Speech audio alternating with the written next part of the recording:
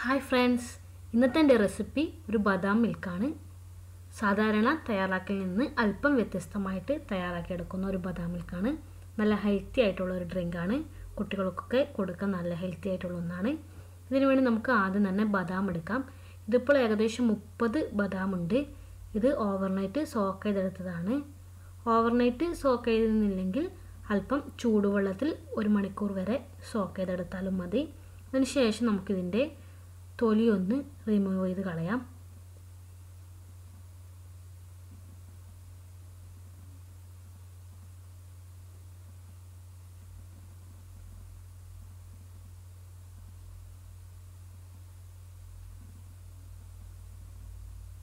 ഇതുപോലെ എല്ലാ ബദാമിൻ്റെയും തൊലി റിമൂവ് ചെയ്ത് കളയണം.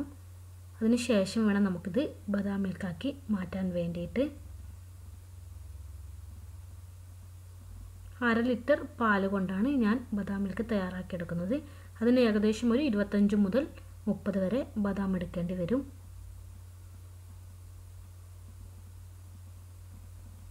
തൊലിയൊക്കെ കളഞ്ഞതിന് ശേഷം നമുക്കിത് നല്ലവണ്ണം കഴുകി വൃത്തിയാക്കിയെടുക്കാം. ഇനി നമുക്കിതിന് വേണ്ടിയുള്ള പാല് തിളപ്പിച്ചെടുക്കാം. ഒരു സോസ് പാനിലോട്ട് 1/2 ലിറ്റർ പാല് ചേർത്ത് കൊടുത്തിട്ടുണ്ട്. ഇനി നമുക്ക് ഫ്ലെയിം ഓണാക്കി നല്ലവണ്ണം ഒന്ന് തിളക്കാൻ അനുവദിക്കാം. തിളച്ചതിന് ശേഷം വേണം ബാക്കിയുള്ള ഇൻഗ്രീഡിയൻസൊക്കെ ആഡ് ചെയ്യാൻ വേണ്ടിയിട്ട്. ഇപ്പോൾ മിക്സിയുടെ ജാറിലോട്ട് ബദാം ചേർത്ത് കൊടുത്തിട്ടുണ്ട്. ഇതിലേക്ക് നമുക്ക് ചൂടായ പാലിൽ നിന്ന് അല്പം ഒഴിച്ച് നല്ലൊരു സ്മൂത്ത് പേസ്റ്റ് ആക്കിയിട്ട് മാറ്റണം. അല്ലെങ്കിൽ ചൂടുവെള്ളം ഒഴിച്ച് പേസ്റ്റാക്കി എടുത്താലും മതി. ഞാനിപ്പോൾ പാലിൽ നിന്ന് തന്നെ കുറച്ച് ഇതിലേക്ക് ഒഴിച്ചു കൊടുക്കുന്നുണ്ട്. നല്ല ചൂട് പാൽ ചേർത്താൽ ഇത് പെട്ടെന്ന് തന്നെ നല്ല പേസ്റ്റായി കിട്ടും. നമുക്കിത് നല്ലൊരു പേസ്റ്റ് രൂപത്തിലാക്കി എടുക്കാം. ഇപ്പോൾ പാല് തിളച്ച് തുടങ്ങിയിട്ടുണ്ട്. നമുക്കിനി ഫ്ലെയിം ലോ ഫ്ലെയിമിലോട്ട് മാറ്റിയതിന് ശേഷം കണ്ടിന്യൂസ് ആയി ഇളക്കി കൊടുക്കണം. ഇതിലേക്ക് നമുക്ക് 3 ടേബിൾ സ്പൂണോളം പഞ്ചസാര ചേർത്ത് കൊടുക്കുന്നുണ്ട്. പഞ്ചസാര നിങ്ങളുടെ മധുരത്തിനനുസരിച്ച് വ്യത്യാസം വരുത്താവുന്നതാണ്. മധുരം കൂടുതൽ വേണ്ടവർക്ക് കൂടുതൽ ചേർക്കാവുന്നതാണ്. 3 ടേബിൾ സ്പൂൺ ചേർക്കുമ്പോൾ ഒരുപാട് മധുരമൊന്നും ഉണ്ടാവില്ല. ലൈറ്റായിട്ടുള്ള മധുരം മാത്രമേ ഉണ്ടാവുകയുള്ളൂ. ഇതിലേക്ക് നമുക്ക് സീക്രട്ട് ഇൻഗ്രീഡിയൻ്റായ കസ്റ്റാർഡ് പൗഡർ ചേർത്ത് കൊടുക്കണം. ഞാനിപ്പോൾ ഒരു ബൗളിലോട്ട് 3/4 ടേബിൾ സ്പൂണോളം കസ്റ്റാർഡ് പൗഡർ ചേർത്ത് കൊടുത്തിട്ടുണ്ട്. ഇതിലേക്ക് നമുക്ക് 2 ടേബിൾ സ്പൂണോളം വെള്ളം ചേർത്തൊന്ന് കട്ടയില്ലാതെ ഒന്ന് മിക്സ് ചെയ്ത് യോജിപ്പിച്ചെടുക്കാം. ഇതാണ് ഈ ബദാം മിൽക്കിൻ്റെ നല്ല സീക്രട്ടായിട്ടുള്ള ഇൻഗ്രീഡിയൻറ്റ്. ഇത് ചേർത്താൽ നമ്മുടെ ബദാം മിൽക്കിന് അല്പം ടേസ്റ്റ് കൂടുതൽ കിട്ടും. നല്ലൊരു ലൈറ്റ് യെല്ലോയിഷ് കളറും കിട്ടും. നമുക്കിതൊരു സൈഡിലോട്ട് മാറ്റി വെക്കാം.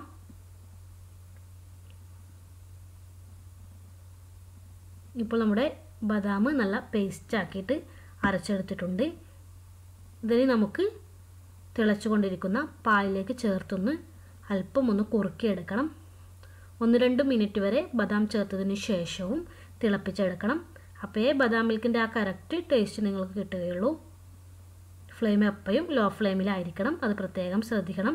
അടിക്ക് പിടിക്കാനൊന്നും പാടില്ല. ഇടയ്ക്കിടയ്ക്കൊന്ന് ഇളക്കി കൊടുക്കാൻ മറക്കരുത്. ഇതിലേക്ക് നമുക്ക് പേസ്റ്റാക്കി വെച്ചിരിക്കുന്ന ബദാം ചേർത്ത് കൊടുക്കാം. ചെറിയ തരി ഉണ്ടാകുകയാണെങ്കിൽ പ്രശ്നമൊന്നുമില്ല.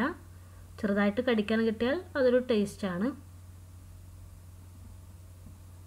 കഴിയുന്നത്ര സ്മൂത്താക്കി അരക്കാൻ പ്രത്യേകം ശ്രദ്ധിക്കുക.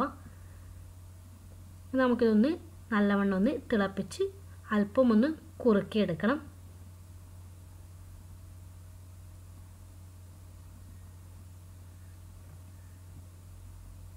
1-2 മിനിറ്റ് വരെ ഇങ്ങനെ ഇളക്കി കൊടുക്കാം.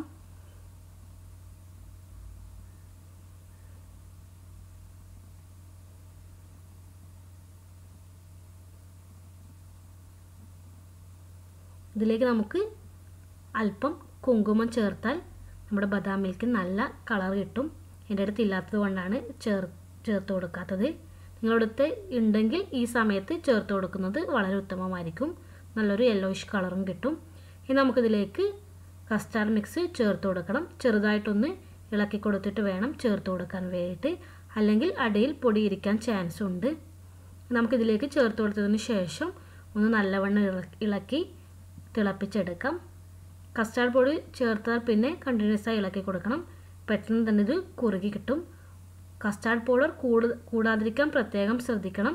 ഒരു 3/4 ടേബിൾ സ്പൂൺ മതിയാവും. കൂടുതൽ ചേർത്താൽ ആ ബദാം മിൽക്കിൻ്റെ കൺസിസ്റ്റൻസി തന്നെ മാറിപ്പോകുന്നതാണ്. അത് പ്രത്യേകം ശ്രദ്ധിക്കേണ്ട ഒരു കാര്യമാണ്.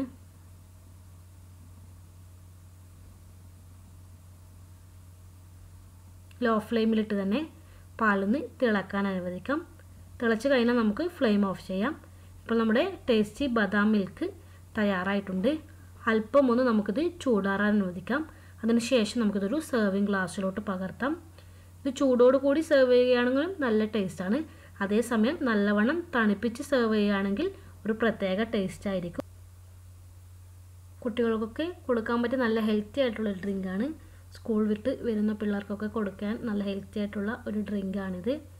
ഈ റെസിപ്പി നിങ്ങൾക്ക് എല്ലാവർക്കും ഇഷ്ടമായെന്ന് വിചാരിക്കുന്നു. ഇഷ്ടമായെങ്കിൽ എൻ്റെ വീഡിയോ ലൈക്ക് ചെയ്യാനും അതോടൊപ്പം തന്നെ ഷെയർ ചെയ്യാനും, നിങ്ങൾ ഇതുവരെ എൻ്റെ ചാനൽ സബ്സ്ക്രൈബ് ചെയ്തില്ലെങ്കിൽ സബ്സ്ക്രൈബ് ചെയ്യാനും മറക്കരുത്.